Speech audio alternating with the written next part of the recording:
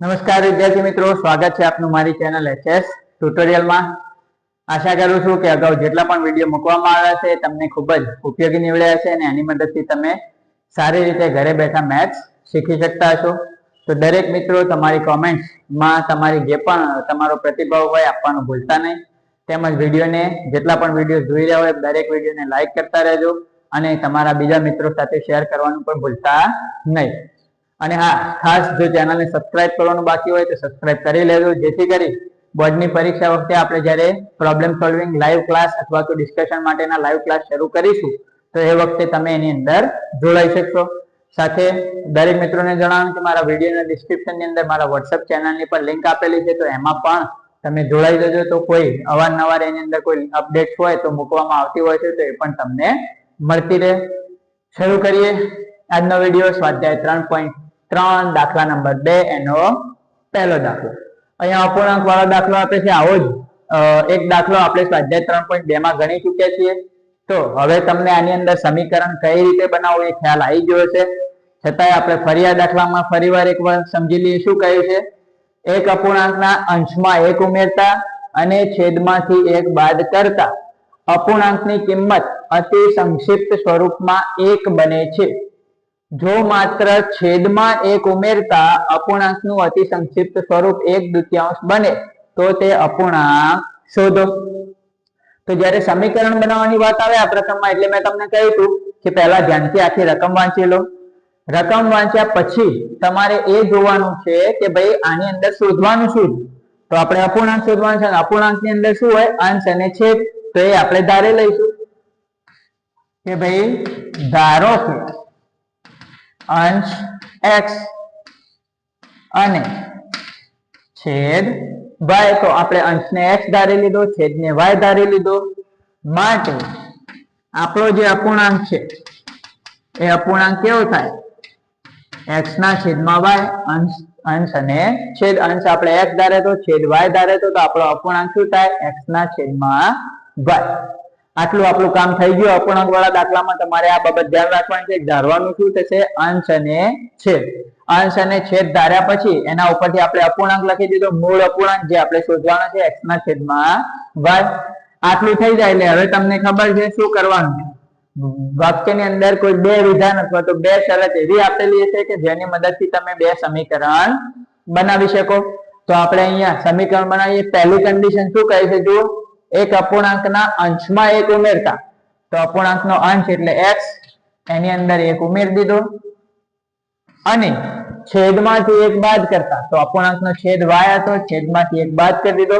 જે કામ મિત્રો કહ્યું છે એ જ ફોલો કરવાનું છે ને એના આધારે સમીકરણ બનાવવાનું છે। તો ખૂબ જ સરળતાથી તમારું સમીકરણ બની જશે। જો અહીંયા આપણને કહ્યું હતું કે અપૂર્ણાંકના અંશમાં 1 ઉમેરો, તો આપણે અંશ x હતો, x માં 1 ઉમેર્યો, છેદમાંથી 1 બાદ કરવાનું કહ્યું છે તો છેદ આપણો y હતો, એમાંથી 1 બાદ કરી દીધો।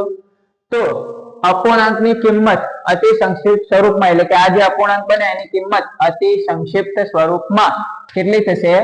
1। તો એના બરાબર આપણે શું લખી દીધો? 1। હવે આનું સાદુરૂપ આપીશું એટલે આપણું સમીકરણ બની જશે। અહીંયા x + 1, અહીંયા 1, આ જે પદ છે y - 1 એક જોડે ગુણાશે એટલે એમના એમ y - 1 જ રહેશે, એને કોઈ ફરક પડશે નહીં, કેમ કે 1 ગુણ્યા ગમે તે કરો, જે સંખ્યા હોય 1 ગુણ્યા 2 કરો 2 રહે, તો y - 1 ગુણ્યા 1 એટલે y - 1। y આ બાજુ લઈએ, 1 પેલી બાજુ લઈ જઈએ તો અહીંયા શું થશે? x - y બરાબર -1 હતો, વળી આ પાછો +1 પેલી બાજુ જશે તો એ પણ માઈનસ થશે। તો સમીકરણ શું મળ્યું? x - y બરાબર -1 - 1 એટલે -2। આને કહી દઈએ આપણે સમીકરણ નંબર 1। બરાબર। તો પહેલો આપણે શરત ઉપરથી આ સમીકરણ બનાવ્યું, એનું સાદુરૂપ આપ્યું, y ને આ બાજુ ખસેડ્યા, અચળ પદ પેલી બાજુ લઈ ગયા, તો આપણને મળી ગયું x - y બરાબર -2। તો આ થઈ ગયું આપણું પહેલું સમીકરણ। એ જ રીતે બીજી કન્ડિશન ઉપરથી બીજું સમીકરણ બનાવીશું। બીજામાં શું કહ્યું છે? જો માત્ર છેદમાં 1 ઉમેરવામાં આવે, એટલે કે અંશમાં કંઈ કરવાનું નથી, અંશ x એમના એમ રહેશે, છેદની અંદર 1 ઉમેરવાનો કહે છે તો છેદની અંદર 1 ઉમેરો, તો અપૂર્ણાંકનું અતિ સંક્ષિપ્ત સ્વરૂપ શું થાય છે? 1/2। તો જે કહ્યું એ કર્યું। માત્ર છેદમાં 1 ઉમેરવાનો છે તો અંશમાં કંઈ નહીં કર્યું, છેદમાં 1 ઉમેર્યો તો એનું અતિ સંક્ષિપ્ત સ્વરૂપ કેટલું થાય છે? 1/2। તો બરાબર 1/2. હવે આનું સાદુરૂપ આપી દઈએ, ચોકડી ગુણાકાર. 2 અહીંયા ગુણાશે તો 2x બરાબર આ y વત્તા 1 એક સાથે ગુણાશે એટલે એમના એમ રહેશે y વત્તા 1. y આ બાજુ ખસેડીએ તો 2x - y બરાબર 1. આને કહી દઈએ સમીકરણ નંબર 2. તો સમીકરણ 1 મળી ગયું, સમીકરણ 2 મળી ગયા. હવે આનો લોકની રીતે ઉકેલ શોધવાનો છે. તો તમને ખ્યાલ છે કે શું કરવાનું, બંને સમીકરણમાં જુઓ પહેલા તો કે ભાઈ x કે y કોઈના સહગુણક સમાન છે. જો સમાન હોય તો આપણે ગુણવાની જરૂર રહેતી નથી, ના હોય તો ગમે તે એક સમીકરણને કે બે સમીકરણને ગુણીને સહગુણકો સમાન કરવાના, ભલે x ના કરો કે y ના કરો, જે ના હોય ના. તો અહીંયા જો બંને સમીકરણ જોઈએ તો અહીંયા y નો સહગુણક 1 છે, અહીંયા પણ y નો સહગુણક 1 છે, તો સહગુણક સમાન છે, મતલબ આપણે ગુણવાની કઈ જરૂર રહેતી નથી. આપણે સીધું લખીએ કે ભાઈ સમીકરણ 2 અને 1 નો લોપ કરતા સમીકરણ 2 અને સમીકરણ 1 નો શું કરીશું, લોપ કરીશું. સમીકરણ 2 આપણે ઉપર મૂકી દઈએ, 2x - y બરાબર 1. એના નીચે સમીકરણ 1 લખીએ, x - y બરાબર -2. તો સમીકરણ 2 અને 1 નો લોપ કરવાનો છે, તો આપણે પહેલા સમીકરણ 2 લખ્યું, નીચે સમીકરણ 1 લખ્યું. હવે અહીંયા જો સહગુણક કોના સમાન છે, y ના સહગુણકો સમાન છે, મતલબ y નો લોપ આપણે કરવાનો, બરાબર. પણ પ્રોબ્લેમ એ છે કે બંનેની નિશાની સમાન છે અને લોપ કરવા માટે બંનેની નિશાની અલગ અલગ હોવી જોઈએ. તો શું કરીશું, નીચેના સમીકરણના પદોની નિશાની બદલી દઈએ.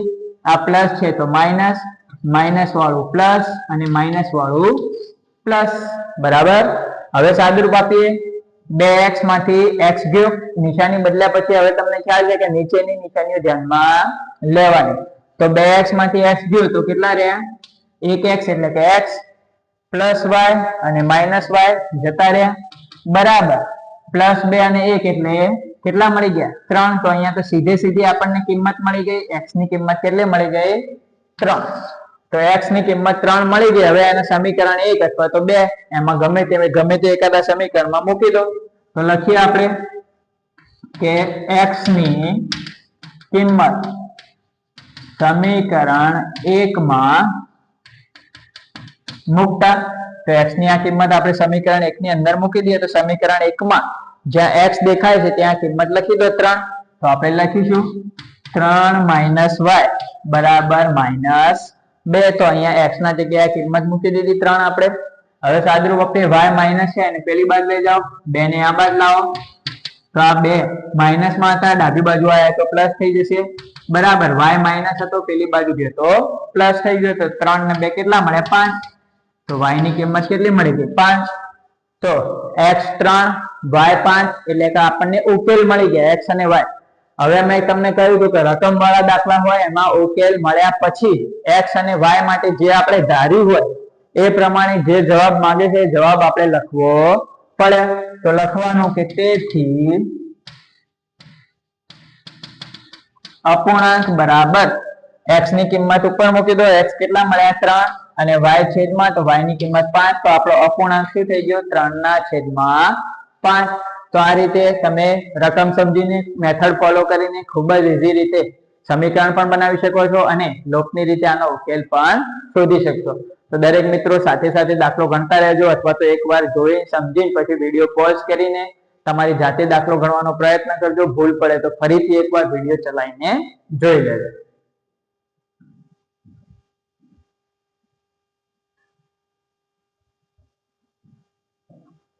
હવે વાત કરીએ મિત્રો આગળના દાખલાની, એટલે કે સ્વાધ્યાય 3.3 દાખલા નંબર 2 એનો બીજો દાખલો. તો અહીં આપણને કોયડો આપેલો છે ઉંમરવાળો. તો આપણે સ્વાધ્યાય 3.2 ની અંદર ઉંમરવાળા દાખલાની ઉંમરવાળો કોયડો પણ જોઈ ગયા છે. એમાં કઈ રીતે સમીકરણ બનાવવું એની પ્રોસેસ તમને સમજાવેલી છે. અહીંયા ફરી એકવાર એ પ્રોસેસ સમજી લઈએ કે કઈ રીતે શું કામ કરવાનું છે. તો જુઓ, 5 વર્ષ પહેલા તો આખી રકમ વાંચી લો. નૂરીની ઉંમર સોનુની ઉંમરથી 3 ગણી હતી, એટલે કે એક કિસ્સામાં 5 વર્ષ પહેલાની વાત કરી છે, એનું એક વિધાન, એની એક શરત આપેલી છે. પછી કહ્યું છે 10 વર્ષ પછી નૂરીની ઉંમર સોનુની ઉંમરથી 2 ગણી થશે, તો બીજી 10 વર્ષ પછીની વાત કરી છે. તો બંનેની વર્તમાન ઉંમર કેટલી, એટલે કે બંનેની વર્તમાન એટલે કે હાલની ઉંમર આપણે શોધવાની. તો તો જે શોધવાનું છે એ ધારી લે. તો ધારીએ કે ભાઈ ધારો કે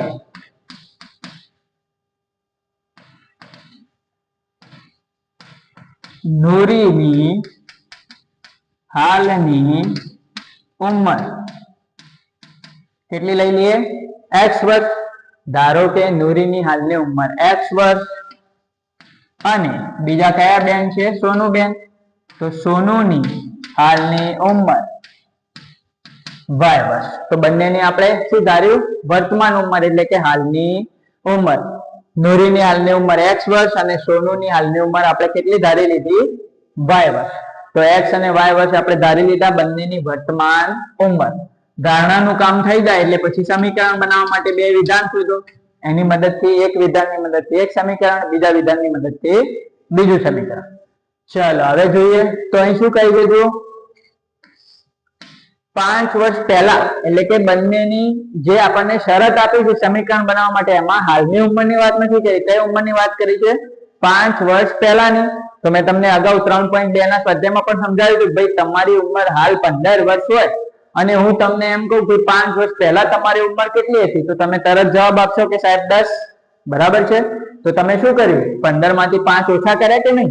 તો અહીંયા પણ એ જ કામ કરવાનું છે. બંનેની 5 વર્ષ પહેલાની ઉંમર ધ્યાનમાં લઈને સમીકરણ બનાવવાનું. બરાબર? તો કહ્યું કે 5 વર્ષ પહેલા નૂરીની ઉંમર, તો એની ઉંમર હાલ x હતી, તો 5 વર્ષ પહેલા કેટલી હોય? x - 5. હમણાં તમને સમજાવ્યું એવું કે ભાઈ હાલ તમારી ઉંમર 15 છે, તો 5 વર્ષ પહેલા તમારી ઉંમર કેટલી હશે? તો તમે 15 માંથી 5 બાદ કરશો. એ જ રીતે નૂરીની હાલની ઉંમર x છે, તો 5 વર્ષ પહેલા કેટલી હશે? x - 5. તો બંનેની 5 વર્ષ પહેલાની ઉંમર ધ્યાનમાં લઈને આપણે આ સમીકરણ બનાવવાનું છે. બરાબર? તો 5 વર્ષ પહેલા નૂરીની ઉંમર એટલે x - 5 એ સોનુની ઉંમર એટલે કે y - 5 એના કરતા 3 ગણી હતી. તો ગુણ્યામાં શું લખી દો? 3. ફરી જુઓ, વિધાન સાથે મેચ કરો. નૂરીની 5 વર્ષ પહેલા નૂરીની ઉંમર એટલે કે x - 5 એ સોનુની ઉંમર એટલે કે y - 5 કરતા 3 ગણી હતી. તો નૂરીની ઉંમર બરાબર 3 ગુણ્યા સોનુની ઉંમર. બરાબર? એ જ કામ કરવાનું છે. નૂરીની ઉંમર એ સોનુની ઉંમરથી 3 ગણી હતી, એટલે 5 વર્ષ પહેલાની નૂરીની ઉંમર બરાબર 3 ગુણ્યા 5 વર્ષ પહેલાની સોનુની ઉંમર. હવે આને સાદુરૂપ આપી દઈએ. x - 5 3 અંદર ગુણ્યા તો 3y - 5 કરી 15. y વાળું પદ આ બાજુ, અચળ પદ પેલી બાજુ. તો x - 3y બરાબર અહીંયા -15 તો હતા જ, અને આ 5 પેલી બાજુ જશે તો પ્લસ થશે. તો x - 3y બરાબર એક સંખ્યા પ્લસ એક માઇનસ તો બાદબાકી થાય, નિશાની મોટી સંખ્યાની. તો 15 માંથી 5 ગયા તો 10, મોટી સંખ્યા માઇનસ હતી તો -10. આ થઈ ગયું આપણું સમીકરણ નંબર 1. એ જ રીતે બીજી શરત. બીજામાં શું કહ્યું છે? હવે જુઓ, 10 વર્ષ પછી એટલે હવે આનું જે સમીકરણ આપણે બનાવ્યું છે એમાં બંનેની આપણે 10 વર્ષ પછીની ઉંમર ધ્યાનમાં લેવાની. જેમ કે ફરીથી એ ઉદાહરણ આપો. હાલ તમારી ઉંમર 15 વર્ષ છે, હું તમને એમ કહું કે 10 વર્ષ પછી તમારી ઉંમર કેટલી થશે? તો તમે 15 માં 10 ઉમેરજો. 15 ને 10 25 કહેશે સાહેબ 25 વર્ષ. તો અહીંયા પણ એ જ કરવાનું છે, બંનેની 10 વર્ષ પછીની ઉંમર લખવાની છે આપણે. તો કહ્યું છે 10 વર્ષ પછી નૂરીની ઉંમર કેટલી થાય? હાલ x હતી, તો 10 વર્ષ પછી કેટલી થાય? x + 10 એ સોનુની ઉંમર. તો સોનુની 10 વર્ષ પછી કેટલી થશે? y + 10. હાલ એની ઉંમર y હતી, 10 વર્ષ પછી કેટલી થાય? y + 10. એનાથી 2 ગણી થશે. તો સોનુની ઉંમરને 2 વડે ગુણી દીધું. ફરી જુઓ, 10 વર્ષ પછી નૂરીની ઉંમર એટલે x + 10 એ સોનુની ઉંમર એટલે કે y + 10 થી 2 ગણી થશે. તો નૂરીની ઉંમર બરાબર 2 ગુણ્યા સોનુની ઉંમર. ત્યારે 10 વર્ષ પછી માટે છે આપણે, એટલે બંનેની હાલની ઉંમરમાં આપણે 10 ઉમેર્યા. વિધાન થઈ ગયું 10 વર્ષ પછી નૂરીની ઉંમર બરાબર સોનુની ઉંમર ગુણ્યા 2. જે આપણને કહ્યું છે કે 10 વર્ષ પછી આની ઉંમર આના કરતા 2 ગણી હશે. તો બની ગયું એનું સમીકરણ. એનું સાદુરૂપ આપી દઈએ આપણે. સાદુરૂપ આપીએ તો 2 અંદર ગુણાશે, તો અહીંયા x + 10 બરાબર 2y + 20. 2 અંદર ગુણાઈ ગયા. y આ બાજુ, અચળ પદ પેલી બાજુ. તો x - 2y બરાબર 20 - 10. તો x - 2y બરાબર 10. સમીકરણ નંબર 2. તો આપણને સમીકરણ 1 મળી ગયું છે, સમીકરણ 2 મળી ગયું છે. સમીકરણ મળી જાય પછી શું કરવાનું છે? બંને સમીકરણમાં જુઓ કે ભાઈ x કે y બંનેમાંથી કોઈના સહગુણક સમાન છે કે નહીં. તો અહીંયા આપણે જોઈએ તો આપણને x ના સહગુણકો સમાન દેખાય છે. અહીંયા પણ 1 છે અને અહીંયા પણ 1 છે. તો મતલબ કોઈ સમીકરણને ગુણવાની જરૂર રહેતી નથી. આપણે સીધો લોપ લઈ લઈશું. તો આપણે લખીશું સમીકરણ 2 અને 1 નો લોપ કરતા, બરાબર. તો મેં પહેલા બીજું સમીકરણ ઉપર રાખ્યું છે, પછી પહેલું આપણે નીચે રાખીશું. કોઈ કે સાહેબ મારે પહેલું ઉપર રાખવું છે બીજું નીચે રાખવું છે, તો એનાથી કોઈ ફરક પડતો નથી. ખ્યાલ આવી ગયો? તમારે જે સમીકરણ પહેલા મૂકવું હોય પહેલા મૂકી શકો છો, જે નીચે મૂકવું હોય નીચે મૂકી શકો છો. આપણે સિમ્પલ મેથડ ફોલો કરવાની રહેશે. તો અહીંયા બીજું સમીકરણ મેં લીધું x - 2y બરાબર 10 એ મૂકી દીધું. એના નીચે એક્ઝેક્ટ પહેલું સમીકરણ મૂકીએ x - 3y બરાબર -10. તો બીજું અને પહેલું સમીકરણ આપણે લખી દીધું ક્રમમાં. ત્યારબાદ હવે આપણે લોપ કોનો કરવાનો છે? x નો. તો બંનેની નિશાની સમાન છે, નિશાની સમાન હોય તો લોપ થાય નહીં. એનો અર્થ શું? હવે તમને ખ્યાલ આવી ગયો હશે કે નીચેના સમીકરણના બધા પદની નિશાની બદલવી પડશે.